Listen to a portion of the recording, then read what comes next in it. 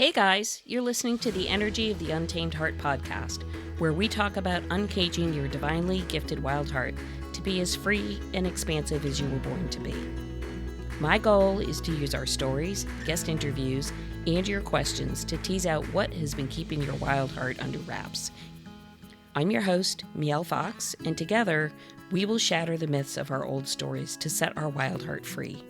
So thanks for choosing you and showing up today. You know, I think we're all familiar with the changes that our younger teens and young children have experienced since the pandemic and the changes and shifts that they've had to undergo with schools being either virtual or back and forth within class and then in class, and the stressors of social pressure and social media. So today's talk is an important one. It's a discussion about how can we counsel our young people and our teens to give them the tools that they need to navigate life.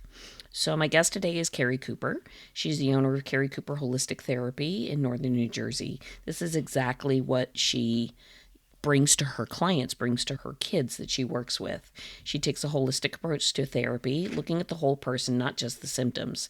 She's written a couple of books. Her most important book she's written recently is called Mental Health Uncensored. It's 10 foundations that every parent needs to know. It's a book that's been written to design to give parents steps on how to improve their child's mental health, to give them tools to navigate social difficulties, social pressures. Her second book that she's authored is a workbook for teens, also called Mental Health Uncensored, 10 Foundations Every Teen Needs to Know. She's a speaker and a writer who helps to educate teens and parents on the topics that are faced in everyday life. She's a graduate of the University of Pennsylvania and continues to further her education by obtaining additional certifications in her field. When Keri isn't busy working with teens, she's busy with her own 4 children and her flock of chickens. This is a girl right after my own heart, right? So I am very eager to dive right into this conversation. I hope you enjoy it as much as I did, and I will give you all of the details in the show notes for how you can get further support for yourself or for your kids with Keri. So here we go. And I really want to talk about your book, and I want to talk about some of the things that you see or feel have altered or changed from when you started on your journey working with teens and parents, and the shift, as we all know, that has occurred secondary to things like a pandemic, homeschooling, people not getting out in the world, all of that. So before I start getting way ahead of myself, we'll just start at the beginning. So kind of give me you look way too young to have done all the things that you've done in your life. So I'm like, wow, she must have started in the 3rd grade. 45. Monday's my birthday. Well, happy 45. birthday. Thank you. And I'm so Yes. excited. The Well, 40s are 45 has been really kind to you. thank you. I mean, I just Yeah. love my 40s. It's been Yeah. fantastic. Yeah. It's so funny because the younger generation are like, "Oh my God, I'm gonna be 30." And I'm like, "It's okay. It's okay. Just wait. 40 is gonna be really good." It's like the They look decade where you're amazing. sort of past all the crazy and the, "Oh my gosh, and I gotta perform for everybody," and you kind of start to figure out "Oh, I can actually kinda, get in the cruise lane and just do the thing for a little while before the next thing comes along." Yeah, it's amazing. It's Yeah, amazing. I'm loving it is. Oh, well, good. Love it. So how did you start in all this? How did this come about? it. How did this whole world happen for me? Yeah. It was really like back in high school. Like I had a lot of friends who struggled and there was no adults to really talk to without feeling like judged. And listen, kids, their brains are not fully developed. They're going to do stupid things. They just are. That's okay. But it's about having a place for them where there's no judgment and you're able to help guide them into doing better things. So I was like, I want to do that. I want to be that person. So I went to college, I went to graduate school, very traditional, worked always with children and adolescents, and really dived in right into crisis mode. I worked residentials, I worked group homes, kids, who were hospitalized 7 to 10 times on laundry lists of medications. Like that's where I was. And I was like, these kids have group therapy, individual therapy, meds, family therapy. They're getting better, but not really. Like, what are we missing? And that's when I discovered this whole other holistic world. And I was like, oh, we need to blend this together. It's not just about what are your symptoms and let's do some therapy and medication. It's so much bigger if you want to really fix it. It's what are you eating? How are you sleeping? Are you exercising? Are you seeing the light of day? All of that contributes to our mental health. And I say it's like a house. If you're building it up on a weak foundation, any stressor is going to knock over that house. If it's standing on a strong foundation, it could weather the storm.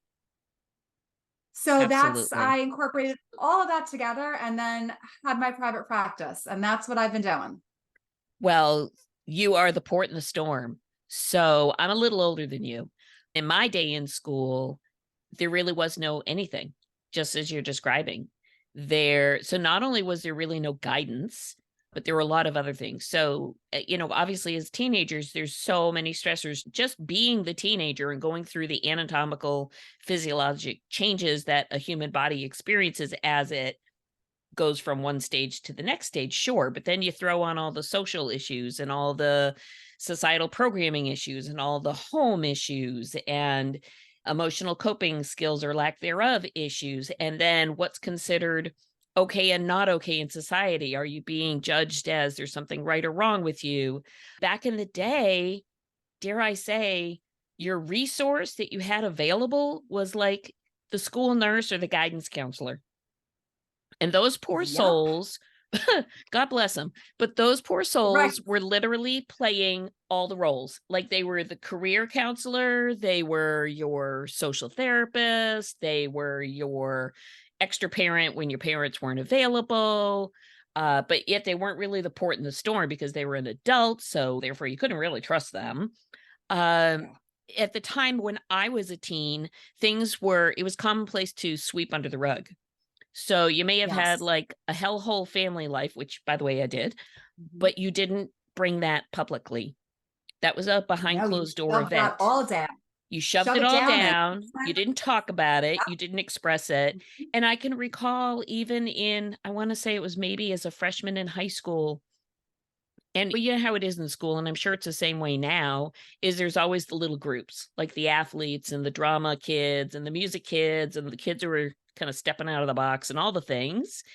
And I can recall very vividly in high school that a couple of my school colleagues, two of them, took their lives, secondary to stressors, secondary to obviously emotional burdens and stressors and expectations. And both of these individuals were like class valedictorian, most popular kid in the class. And at the time, not really understanding any of it then, other than, oh my gosh, I thought to myself, well, something's not making sense to me. How can they be top of the class or how can they be most favored person in whatever? And yet they're so bogged down that they feel there's no out. And so when I found you, it's so funny. I've been searching for you forever. And when I found you, I'm like, oh, thank God. Here's this person who can come on and shed some light here for people who are either adults of younger teens, or we may have teen listeners because everybody's got social media. Everybody's got a telephone now, or a telephone, listen to me, a cell phone, a mobile, excuse me.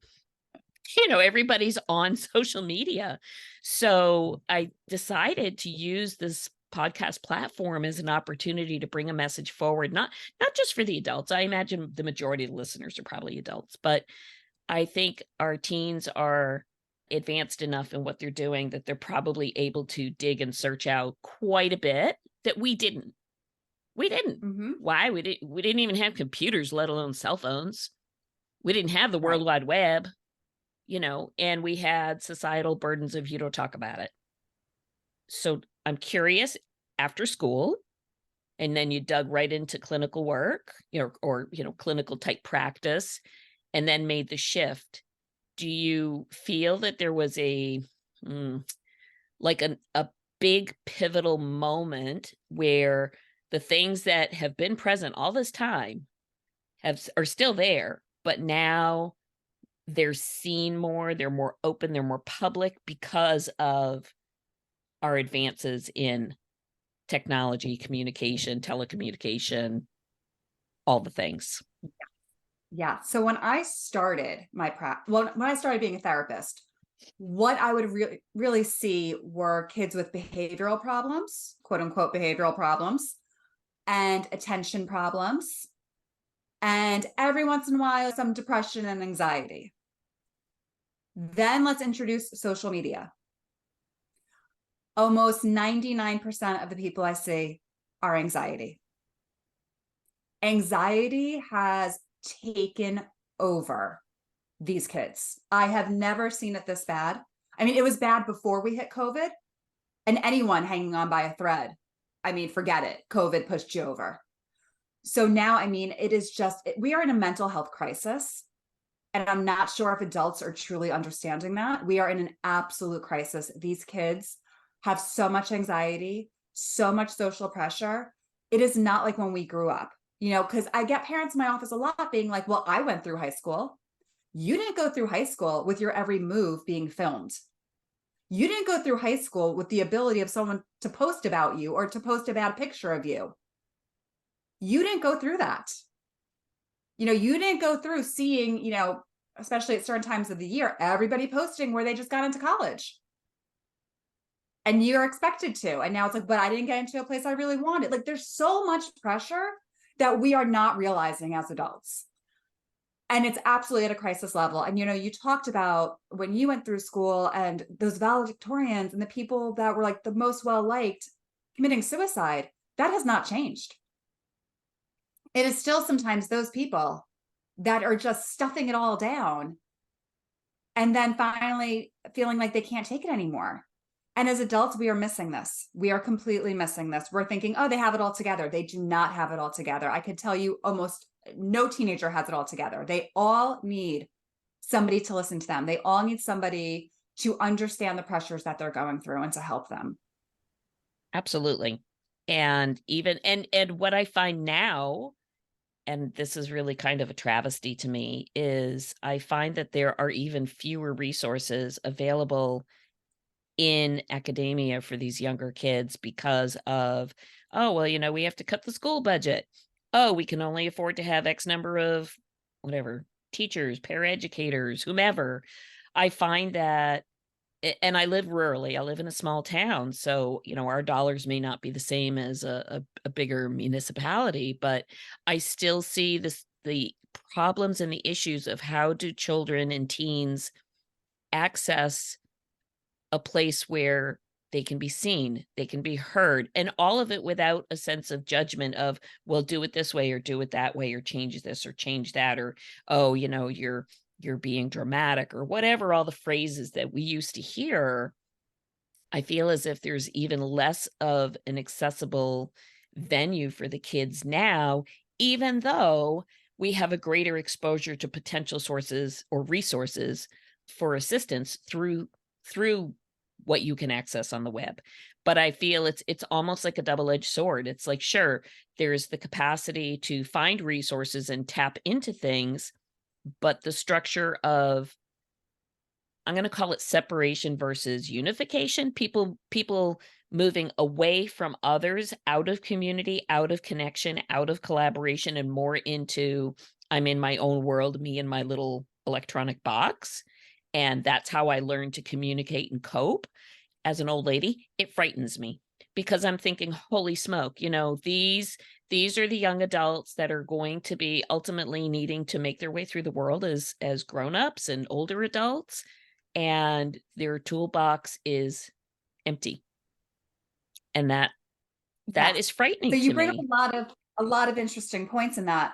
So I think it depends on where you are in terms of the school and what they have available in terms of resources. I know my children's school, it now looks like a mental health clinic with how many staff members we have on. The amount of money that is being spent on mental health is through the roof, and it's not making a difference because you're missing the whole root cause here. So the schools, I'll take my kids' school for an example. I live in the suburbs in New Jersey. They have put so much money into resources. They have hired so many therapists. They have, it looks like a mental health clinic at this point. They are having presentations constantly. Yet they are still assigning weekend homework. Like, what are we doing here, people? They need time off. They need a break. They are still not giving them a sports schedule in advance, which means, by the way, that if a child is seeing a therapist, they can't book their next session because they don't have their sports schedule. Like, it's these simple little things. You're still walking into schools and there's still disgusting school lunches, soda, Like, we're not taking care of them. Gym class could be used for yoga, for something that could actually make these kids feel good. There's so many studies on yoga and gym class and how it lowers the rate of depression. But again, instead we're having like run days and telling these kids you have to run without stopping. Like, hello, torture. Like, we're not, so they're investing all this money, but they're not fixing the root problems. So So why until do you you start think that actually fixing is? the problems, it's Do harder to you fix the root problems. So do you think that That's what it is. do you think it's just it's harder to fix the root problems, or do you think there's actually at whatever level, whatever the level is, that there's a lack of awareness that, I mean, let's get really basic. Mind, body, spirit. Mhm. Okay. Yes. Truth being, we are a thinking mind in a physical body connected to a soul, heart, essence, spirit, hence also connected to what's outside of us in this world. But let's just make it super, super simple. Mind, body, spirit. Well, if you only work on one component, it's sort of like saying I have two flat tires on my car, but I'm only going to change two. Well, you're still not going to go down the road straight. You're still not going to get where you got to go. So I guess my question is, I think you and I are on the same page. We need a good foundation. And I'm very much so when I read your webpage, you know, you talk about holistic healing, and I really wanted to put a W in front of the H, really, because I'm like, oh, it's not holistic, it's holistic. Like Yeah. we need to address all components of the foundation, the mind, the body, the spirit. You know, the body, feed your child appropriately. Don't give them soda at lunch. Feed their mind, not just with memorize this book because you're getting a test next week, but encourage them to be creative, to think beyond what they see, to tap into, you know, limitless possibility. Teach them how to do that. Emotionally Right. support them Them that to they are explore. here. Explore, Mhm. create, be. Explore. Because then you Yeah, get kids in college and they go, I don't know what I want. I don't know what brings me joy. Right. Because you haven't explored it. right. You have not explored it. We haven't given them that chance. So, as much money as the schools want to pour into mental health, if they don't come back to the basics, it's like they're creating part of the problem and then trying to fix it by dumping money in, and it's not going to fix it. So from a clinician's perspective, and this is a little bit off the rails from where I was about to go to next, but I'm just you know, I just have like the 10,000 minds want to know. All my minds want to know. You know, the money gets dumped into the school. It gets voted on by the public to dump the money into the school. But there's got to be a disconnect somewhere where the information of we're thrilled you're putting money in, however you're putting money in a direction that is not necessarily reaping a benefit. So at what level do you feel like we the public, we the parents, we the therapists, the whomever, can start to somehow convey that the place that the monies need to be initiated through for these programs isn't put a patch, put a band-aid because here's your symptom. It's let's really find out what's creating your symptom and fix it at that level. So Mhm. And how do we start that? I think that comes down to an educational standpoint in terms of the parents, because I don't think the parents know what to fight for. I don't think they understand the root problems. Things in theory sound good. It sounds good to hire 5 more therapists. Yes, great, wonderful. Our school's doing so well. Okay, but we need to get back to the root cause. And I don't think the parents are seeing that. And I don't think the schools honestly are either, or maybe they don't want to. I don't know. But I know that every once in a while, the schools around me, they have a mental health break on a weekend, which means the kids can't get homework, which is great, right? It should really be like that on every weekend. Those kids come into my office the next day and they're like, I feel so good. I'm so relaxed. I cooked like a nice dinner one night because I had nothing to do. I experimented with this recipe. They're able to actually do something, find their joy. One went for a hike, all this great stuff instead of just doing homework all weekend, which is just stressing them out. In the workforce, we talk all the time about boundaries. You need time off. You can't work 24/7. I don't know why we're expecting these kids to work 24/7. It frightens me. Even in our little community, when you were saying about the athletic schedule, our Mhm. schools, literally, that schedule it can change within 24 hours or 12 hours, Yes. and all of a sudden, moms and dads are getting these emails like, "Oh, we've just changed the field, or we've changed the time, or we've changed the" I don't even know what it is, and the amount of extra stress that it puts on the child, the parent, the work environment, because all of a sudden, "Hey, I gotta go," or whatever, or, "I can't go to Susie's game," or whatever that may be. I see it there. The other thing I hear from coworkers is the entire system of how do we combine things like athletics with academics, I find very bizarre. I find we have these kids who are in these quote unquote playoff events and whatever. They are playing on weeknights, school nights, Yep. until 9 and 10 Mhm. p.m. And then they have to be up and done with their homework and at school the next morning. So now they're not eating a proper meal. They're not getting proper Mhm. rest. They're clearly not getting their homework completed. So now it snowballs into the next day where they're overtired, underrested, probably poorly nourished, anxiety they don't have the task completed. And this continues and it continues and it continues. And it just seems That very odd Yep, to that is me. exactly what the problem is. Mhm. As you just described it, this snowball that we've now started And and I their do entire see, foundation. I understand from either the parents or the school, like, oh, recreation would be really great for the kids. It's good for them to be physically active. They really need the social engagement and learning team skills. I get all that. But when you provide that at the expense of their overall well-being, to what value is that really serving?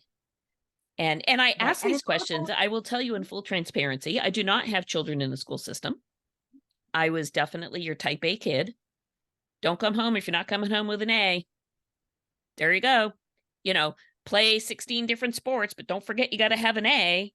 Oh, yeah, by the way, we need you to go to college because that's how you get better in the world.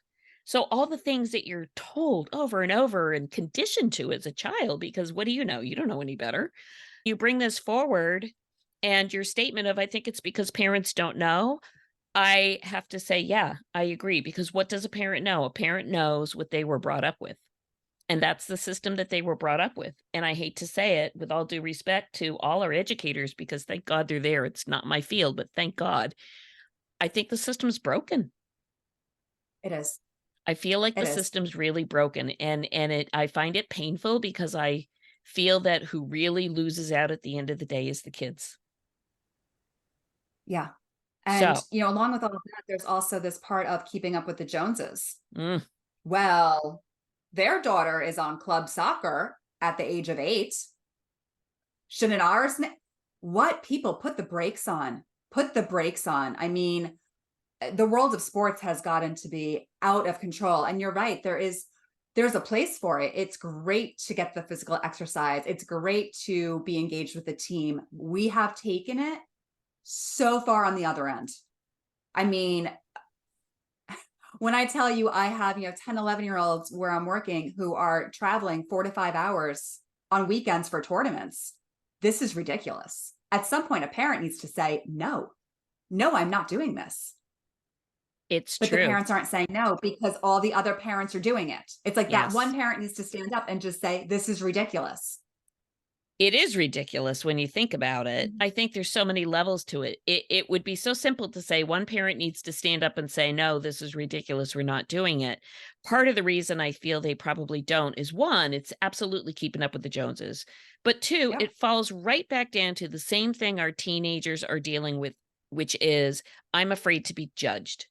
Oh, am I going to be the parent that speaks up and then I'm the jerk because my kid isn't going to be able to play on the team if I don't drive 5 hours each way? Oh, and now my kid's going to be like, oh, now all the kids think I'm a jerk because you wouldn't let me go to the game. So it's very It's hard. multifaceted. It's Mhm. almost so embedded and intertwined in so many other emotional events in a person's life, whether it's a child or an adult, this whole concept of self-worth and judgment. And do you use your voice that you've been gifted with to speak up for what is right that you really firmly believe in? Or do you fall prey to all the fears that every teenager has, which then becomes all the fears that every adult lives with until such time as they start to unpack, unravel, unchain, and do those things? So I think this is my segue into your book. I would love to talk about your book for a couple of minutes about what it is, how it can help teens and parents have a viewpoint, a perspective, maybe just a fresh eye on how could we start to provide a good foundation for our kids. So take it away. Yes. And actually, when you talk about that parent standing up in my book, I write about standing up because my daughter, I have 4 children. One of my daughters wanted to competitively dance and all of her friends were doing it. She was 9, by the way. And all of her friends' parents were like, oh, she's got to do it. She's got to do it. It's great. It's wonderful. And I fell to the pressure and I let her try out and she made it. And then I got the schedule and it was every Friday night. So for my family, every Friday night, we actually go away after school. We have a lake house and it's our time to connect and bond and get back to like just family and nature. And I looked at that schedule and I said, no, we're not giving up our family weekend so that you can competitively dance at the age of 9. And I made that decision. And that was a decision I should have made from the very beginning, but I was definitely, I'm a parent. I've swayed by others. And then I came to my senses and said, no, you're not doing it. And my daughter did not speak to me for 3 days. She was that angry with me. But as a parent, I need to put the brakes on. And that's what I did. So I talk about that actually in the book. But my book, yes, for parents, it's really helping them build up that foundation and look at life almost to like validate what they know deep down. They know it. Like a lot of parents know this. It's that we forget it in the day-to-day craziness and shuffle of everyday life. So it's broken into 5 physical and 5 mental health foundations. And the physical ones, your water, your sleep, food, exercise, meditation, it's how to put that back into your household. Because again, when we're just running, we forget to slow down and go, wait a second. Did nobody drink water today? Yeah, no one probably did. Wait a second, family dinner is really important. How do I get that back into play? Family dinner is so important. There's so much research on it. And I go into all of that as well. But it's how do I put this stuff back? I know it's important.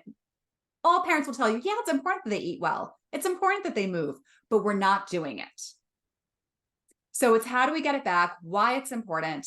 And then the mental health foundations they're more challenging, but it's about, being able to say no as a parent and why that's important.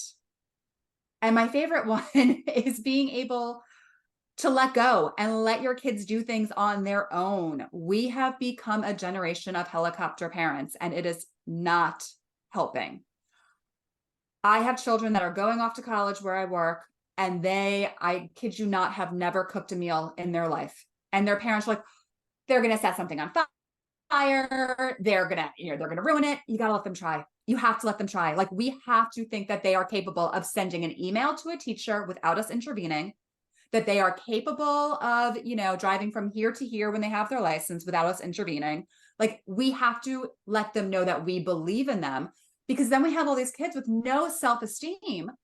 And it's like, well, if your parents don't even believe that you could cook a meal at 16, why would you have good self-esteem? Why would you think you're capable? I have parents who are like, you can't send an email to the teacher unless I read it over. Why? Let them try. Let them try. We have to be able to let them try. I love this. And I think parents forget. Yes, I really love this. So I'm going to share a story with you for a gal, a friend of mine. She was originally in child social welfare services for many, many years and has since moved on to other things. And she is a trauma recovery specialist and an EFT, emotional freedom techniques, advanced trauma practitioner. And we can get to that at some other point. But anyhow, the long and the short is we had a great conversation, and she said to me, one of her wake-up calls, aha moments for her in her clinical practice that actually was an impetus for her to move on to showing up in a different way, was that she realized by taking over for the kids, by doing the things for them, by not letting them trip up, let's say, by not believing and trusting in their own power, she was actually taking their power away from them. In that, and we don't see it. It's not like we wake up in the morning and go, "Oh, I'm taking my kid's power away because I'm going to make sure I reread the email before they send it to the professor." We don't do it with any malintent or even conscious decision making. Like, I'm going to, helicopter mom my kid and take away their personal capacity for owning their own power. Because the reality is, we all come to this earth with the innate capacity to be okay, to do the thing, despite the trauma, despite the drama, despite the horrible things that do go on in the world, and as well as the good things that go on in the world. But every human being has the capacity to be all right.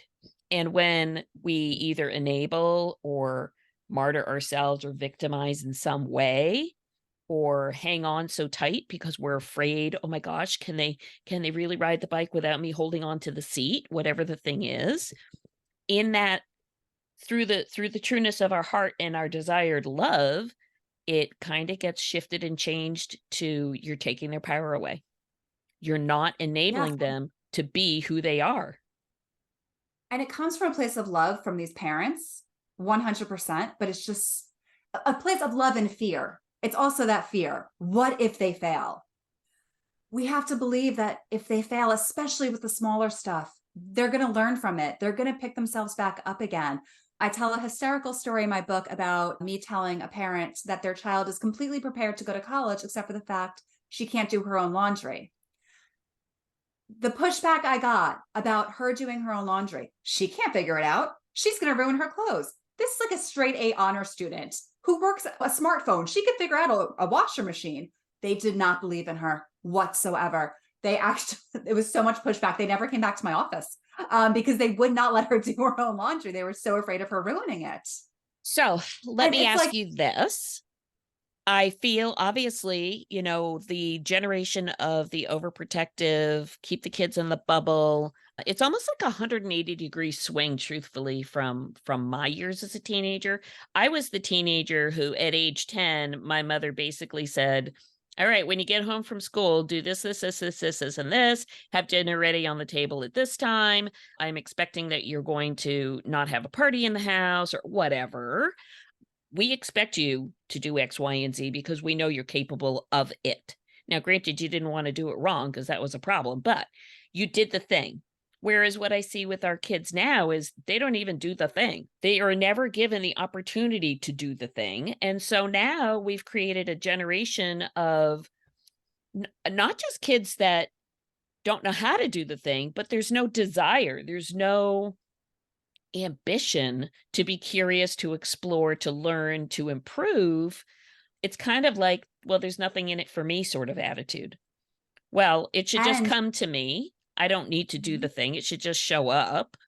It's a very different mindset, which I mean, I could go on forever about why do I think it's a different mindset, and that part doesn't really matter. But where I'm kind of going with my question is, are parental aged people with the teenage kids that are doing everything because they're afraid to let Susie do her own laundry because, oh my God, she might wreck her t-shirt. That screams to me that part of the foundation building isn't just build this in your child. It's maybe you need to start building this for yourself. Like, maybe part of the question becomes, why is this an issue for you? What are you really saying that you don't want Susie to learn how to do the laundry? It's really not about her breaking the machine. It's really not about her ruining her t-shirt. What is it really about? And so again, I almost feel like there's this little disconnect between, we can see clearly the kids need a foundation. We can see clearly they need to have certain skill sets available to navigate life and life's challenges. And where is it coming from? Well, the answer obviously would be, well, it should start with the parents. But here's where I feel the disconnect.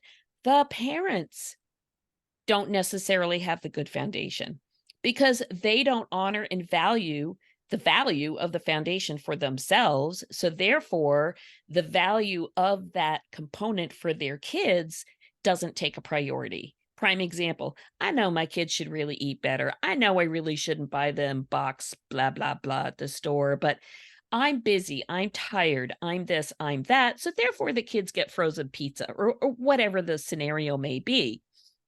I hear that. However, perhaps instead of let me buy a frozen pizza because it's fast, easy, and I don't want to really deal with the real thing, which is my kids are eating like crap, is what do I need to do for myself to improve my own well-being so that I don't feel so burnt out that I got to feed the kids frozen pizza instead of real food? I Yes. So one of the know. biggest issues that you just touched on is these parents, because they're trying to do so much, they're exhausted Mhm. and they have horrendous boundaries. They're saying yes to everything. It's like these, I'm going to talk about moms especially, because it's especially on moms. They feel like they have to be perfect in the workforce, as a parent, as a friend, and they're doing and doing and doing, and they're not saying no. They feel like they can't. And let me tell you, children are picking that up. And then they're also having poor boundaries and saying yes, yes, yes, yes, when they need to be saying no. But they're seeing their parents completely stressed out and burnt out. And I tell the parents all the time, you have to say no. You have to value your own time. You have to put up your boundaries. You have to know that you are good enough, that you don't have to prove yourself to everyone else, that you are doing enough. And whenever we're talking about self-care when it comes to the kids, the parents have to be modeling it. You can't tell your child not to be on the phone all the time and they look over and you're playing Candy Crush on the phone all the time. You have to model what's appropriate. You have I to model yes. boundaries. Yes. Yes, yes, yes, yes. Oh, I so hear, I would like to like shout it from the rooftops. The best way for someone to learn something isn't through words, isn't through knowledge. Don't get me wrong. I love having conversation. I'm a talker. I love exchanging information and talking philosophy and learning new things. Absolutely. However, the thing that is teaching isn't the words, isn't necessarily the book.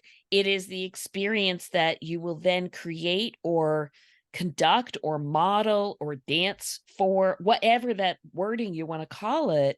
When we express that within ourselves, we mirror that externally. So that if we are expressing, I'm overwhelmed, I'm burdened, don't take time for yourself, just eat the pizza, don't respect a boundary, just say yes to everything or no to everything or whatever the thing is, that that way of being, that energetic expression from your being is what is mirrored out there. And what do you think your kids see? They're going to model what you showed them.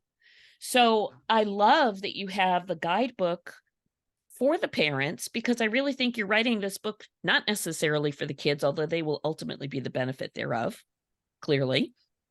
But I see this as a manual for parents to start to recognize if you want to change what you see, then you need to change in here what you don't see in order Absolutely. to, my phrase is we all have to come home, walk home to our heart, get it right so that what then is expressed out is the purity and the love that we say and have for our kids, but our actions convey differently. I don't mean to say that we don't love our kids. I'm not saying that. I'm just saying we say one thing and do one thing or do another. And the two pieces are not aligned. And I really feel so strongly it's really time to come home to being in the alignment between the head, the heart, the body, all of it. Get it all together. Absolutely. And that's, why I wrote the book for parents to try to have that guide to be able to reflect back into themselves and say, "Oh, wait a second, why am I doing that? Okay, let me change that. Let me take a step back." And then my second book is actually for the teens. It's a workbook for them based on, my first book. It's so important that people are actually able to do the work. And when we talk about what we say opposed to what we do, that shows up so strongly for these kids, especially these young girls when it comes to food. when the parents tell them like, oh yeah, you look great. And then they look over and the parents are like not eating their own dinner. And the mom is skipping meals. They notice everything. It doesn't matter what you say as much as it is what you do. Like you have to come back to loving your own body and your own self if you want your child to do that. Absolutely. So tell us where do people find you? Tell us where we can find your book. And I have another question after that, but I'll let you fill in the blanks first. So you could find me. My website is Keri Cooper Holistic Therapy.com. My books are Mental Health Uncensored, 10 Foundations Every Parent Needs to Know, and that is on Amazon. And the other book is Mental Health Uncensored, 10 Foundations Every Teen Needs to Know, and it's a workbook, and that's also on Amazon. I love this. And my wheels are spinning. I'm already thinking like, wow, I wonder if we could get a nonprofit organization of some kind to actually purchase, a quantity of your book and dispense it. Dispense, is that the word I'm looking for? Hand it out, give it out, allocate it to. Geez, I'd love to see it go to every parent of every student in every school, but let's just start on a smaller scale. Maybe it would be really great to have as a resource for the teacher in a school, or the principal of the school, or the superintendent of the advisory union, so that the information can then sort of be trickled down and networked out accordingly. So, Right. Or to wow, have the workbooks in school through their health classes. Because when we sure. talk about health, we talk about everything when it comes to Yes, health. yes. Mhm.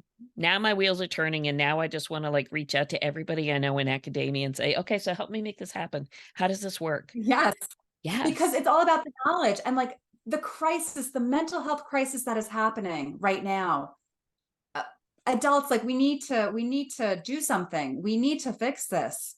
Our kids are really suffering. And that's why I want parents and kids to have these resources. You don't have to suffer. It can get better. We got to build those strong foundations. We got to let people know that you can feel better. You can be empowered. I think giving people their power back, feeling empowered, feeling seen, feeling heard, understanding you're not alone, knowing that if you would like it differently, you just have to make the decision to make it be different. You have it to make the decision to make it whatever you want to make it. Absolutely. You are a breath of fresh air, my friend. Thank you. Thank you for Thank you so coming on. much. I love this. Thank you so much for having me. Absolutely. Gosh, what another great, important conversation to bring awareness and shine the light on the shift in mental wellness, social pressures, and anxiety, especially in our education system for our younger children and teens. For parents and educators, you will find the books by Keri available on Amazon. I'll leave you the titles in the show notes, as well as how to contact her on her website and her IG handle.